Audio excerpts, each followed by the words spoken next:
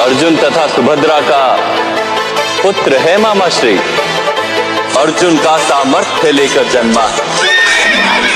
इस आयु में नारायणी सेना द्वारा बनाया चक्रव्यूह तोड़कर मध्य भाग तक पहुंच जाता है। नाम है अभिमन्यु। अभिमन्यु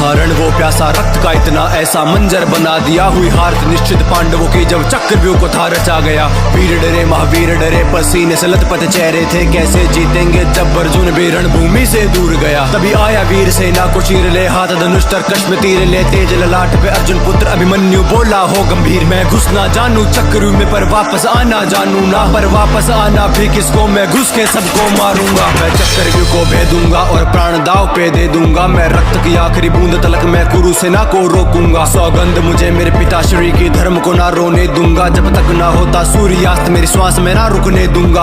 आज कटेगी गर्दन तब तक रण में होगा मर्दन। जब तक धनुष मेरे हाथों में शत्रु की भय से चलेगी धड़कन। या तो जीत के मैं इतिहास रचूंगा या मर के इतिहास बनूंगा। गूंजेगा सुन आसमान में प्रत्यंचा की गर्जन। यदि घर में मिलते तो उपहार मांगता, किंतु समर में मिले हैं इसलिए प्रहार मांगता हूं। मैं पांडु पुत्र अर्जुन तथा यादव कन्या सुभद्रा का पुत्र अभिमन्यु मामा श्री कृष्ण की गोद में खेला हूं मैं। और आज मृत्यु की गोद में खेलने के लिए इस रणभूमि में उपस्थित हूं।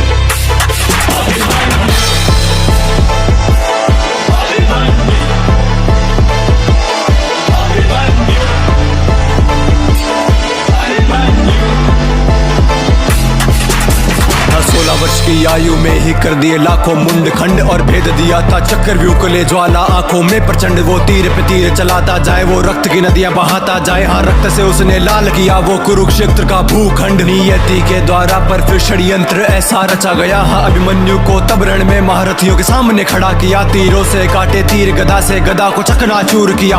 युद्ध हुआ भीषण उस शौर्यवान ने सबको हरा दिया। हाँ एक एक करके हारे तब धर्म का फिर था मार्ग लिया। और अश्वत्थामा द्रोण शकुनी ने मिलके प्रहार किया। वो अर्जुन पुत्र कांपा नहीं हर वार का प्रतिकार किया। फिर कर्ण शकुनी दुर्योधन ने पीठ पे उसके वार किया। तीरों से भेदा छाती को, मारा गदा से जैसे हाथी हो। खंजर वो के जिस्म में ना मृत्यु फिर भी आती क्यों। तलवारों से किए घाव ने घावों से दी फिर पीठ भेद। मुख पे फिर भी हंसी वीर के मृत्यु का ना कोई खेद। ना पीछे उसने पग मोड़ा ना भाग के उसने रण छोड़ा। ले रथ का पहिया उठा हवा में शेर गरज कर वो बोला। कहते हो खुद को महाबली और खुद पे तुम इतराते हो। फिर नपुंसकों की भांति लड़ने एक निहत्थे से आते हो। ये मृत्यु है स्वीकार मुझे पर धर्म को ना झुकने दूंगा। मेरे पिता के माथे पर मैं तिलक कभी हार का ना लगने दूंगा। वो सूर्यास्त तक लड़के निहत्था वीर गति को प्राप्त हुआ। उस अभिमन्यु के आगे आज पूरा कुरुक्षेत्र था झुका हुआ।